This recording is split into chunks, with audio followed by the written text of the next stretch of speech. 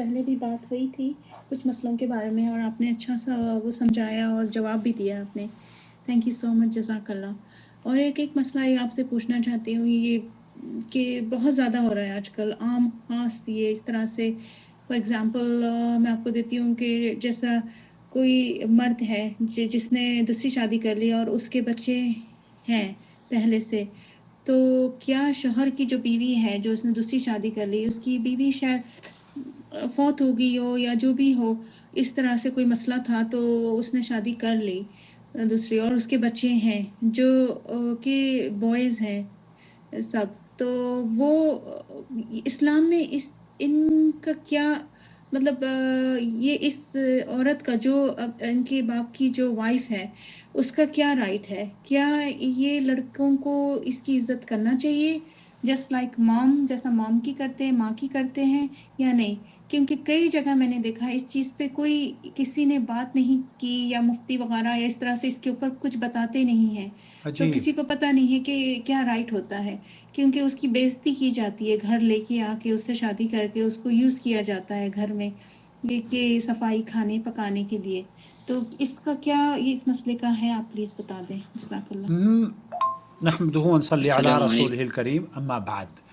दोस्तों, इस्लाम सिर्फ इबादत का नाम ही नहीं है कि आप नमाज, रोज़ा, हज, ज़कात ये सब करें, बल्कि इस्लाम एक मुकम्मल दीन है जो कि आपको ताल्लुकात और रिश्तों का पास रखना भी सिखाता है। ये महज नमाज और रोज़े का तकाजा नहीं करता, बल्कि इंसान के अखलाक, रिश्तों, जज्बात और ताल्लुकात को भी पाकीज़गी का दर्स भी देता है और उन्हें पाकीज़गी इख्तियार करने की तलक़ीन भी करता है। माँ बाप की खिदमत, उनकी इज़्ज़त, उनकी बात मानना न सिर्फ ज़िंदगी तक महदूद है कि जब तक कि वो ज़िंदा हैं तो हम उनकी बात मानेंगे, बल्कि उनके बाद भी उनसे जुड़े रिश्तों का एहतराम ही दरअसल नेकी और बिर का हिस्सा है।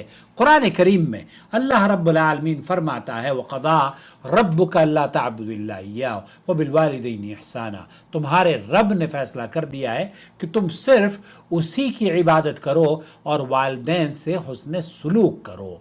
और यही हुस्न सुलूक जब एक मरहला आगे बढ़ता है तो वो सौतेले रिश्तों और वालिदैन के दोस्तों और चाहने वालों से भी मोहब्बत इख्तियार करता है। दोस्तों और भाइयों, यहाँ मसला ये है कि एक औरत जो दूसरे के घर में गई है, वहाँ पहले ही उनके बच्चे मौजूद हैं। अब ये औरत जो गई है, इसको सौतेली माँ समझा जाता है और इसको असल में चुड़ैल का, मुझे एक खातून ने बताया कि वो तो बाकायदा तौर पर जब उसने तौबा करी, वो कहती थी कि मैं अपनी उस सौतेली उस बहू को, सौतन को मैं कहा करती थी कि चलो बच्चों तुम्हारी चुड़ैल आ रही है, तो मैं खुद वरगलाती थी ऐसी अपनी ही औलाद को गैर अखलाकी और गैर शाइस्तगी उन्हें सिखाती थी। तो ये समाज में हमारे यहाँ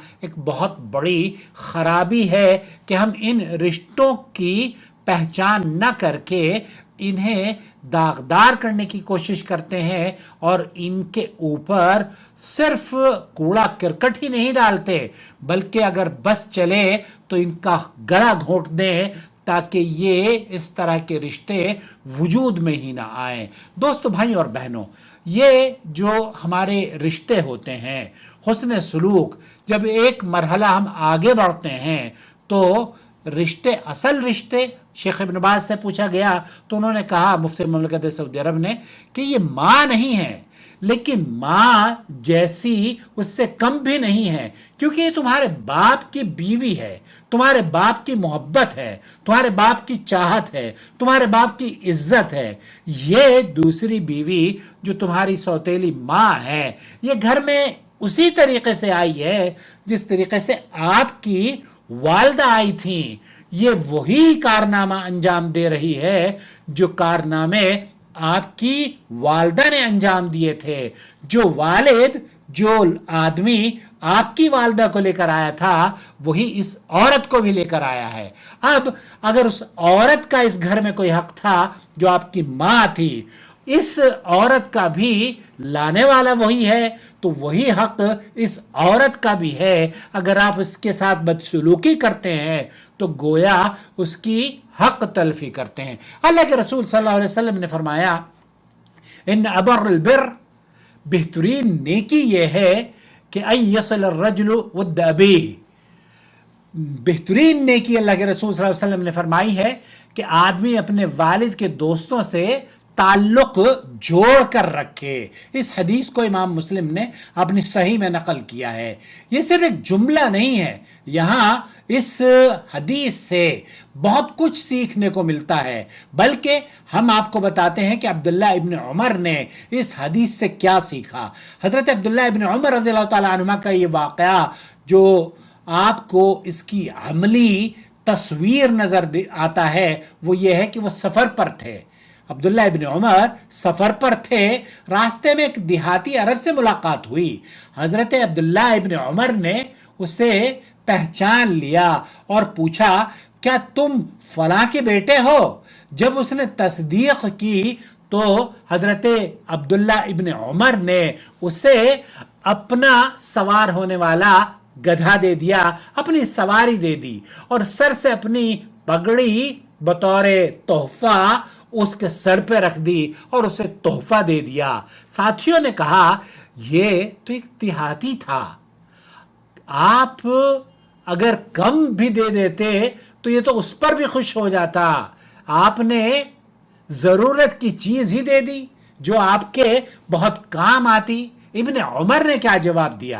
ابن عمر نے جواب دیا میں نے رسول اکرم صلی اللہ علیہ وسلم کو فرماتے سنا ان من ابر البر صلۃ الرجل، یعنی سب سے اعلیٰ نیکی یہ ہے کہ آدمی اپنے باپ کے دوستوں سے، الرجل اہل ود ابی، وہ دوستوں سے تعلق قائم رکھے. دوستوں یعنی کہ والد کی وفات کے بعد والد کے دوستوں سے تعلق قائم رکھے. پھر انہوں نے بتایا کہ یہ شخص میرے والد عمر بن الخطاب کا دوست تھا. یہ ہے وہ دین جو صرف والدین کی خدمت کا حکم نہیں دیتا بلکہ ان کے بعد بھی ان سے جڑے ہوئے رشتوں کو نبھانے کی تلقین کرتا ہے. اور یہی اصول سوتیلی ماں پر بھی لاگو ہوتا ہے. سوتیلی ماں اگرچہ ماں نہیں ہے آپ کی لیکن وہ والد کی شریک حیات ضرور ہے، وہ اس شخص کی عزت ضرور تھی، اس شخص کی عزت ضرور ہے جس نے تمہیں جنم دیا، پالا، پرورش کی اور تمہارے لیے قربانیاں دیں. اگر باپ کی دوستیاں قابل احترام ہیں تو باپ کی بیوی رشتہ داریاں ان کی وفات کے بعد بھی احترام کی مستحق ہیں. ان کی توہین، ان کے ساتھ بدسلوکی نہ صرف اس پر ظلم ہے بلکہ یہ باپ کے رشتے کی بے حرمتی بھی تسلیم کی جائے گی. اگر ہم چاہتے ہیں کہ ہمارے گھروں میں برکت قائم رہے، ہماری دعائیں قبول ہوں اور ہم والدین کی حقیقی خدمت گزار کہلائیں، ان کی زندگی میں بھی ان کی فرما بردار رہیں اور ان کی وفات کے بعد بھی اللہ کے رسول صلی اللہ علیہ وسلم کی حدیث کے مطابق ان کے رشتہ داروں کی، ان کے اقربا کی، ان کے دوستوں کی قدر اور عزت اور ان سے ملنساری رکھیں تو ہمیں ان کے بعد بھی ان کے تعلقات اور رشتوں کی لاج رکھنی ہوگی. اور یہ عورت یہ معمولی رشتہ نہیں ہے، یہ تو عورت وہ عورت ہے جس رشتے سے تمہاری ماں اس گھر میں آئی، اسی رشتے سے یہ عورت بھی اسی گھر میں گئی. اب تمہاری ماں کو تو عزت مل جائے، اگر یہ سارا معاملہ تمہاری ماں کے ساتھ ہو تب تم پر خون کے آنسو رونے کا مقام ہے یہ. ہمیں تو اصل میں سوتیلی کا جو لفظ ہے نا یہ تو بڑا زہریلا لفظ اس کو سمجھا گیا ہے. اللہ کے رسول صلی اللہ علیہ وسلم صرف سوتیلی کی آپ بات کر رہے ہیں.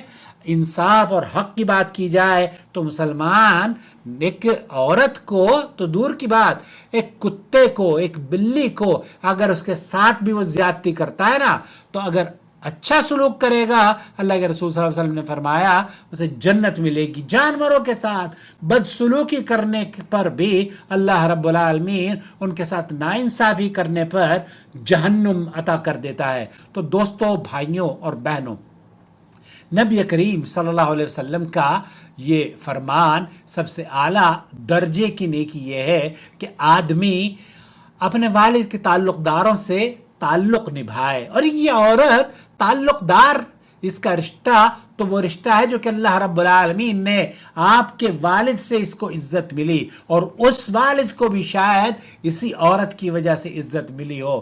تو یہ کہنا کہ جناب یہ سوتیلی ماں ہے، اس کا کوئی حق نہیں ہے، یہ فضول ہے، بے بنیاد ہے.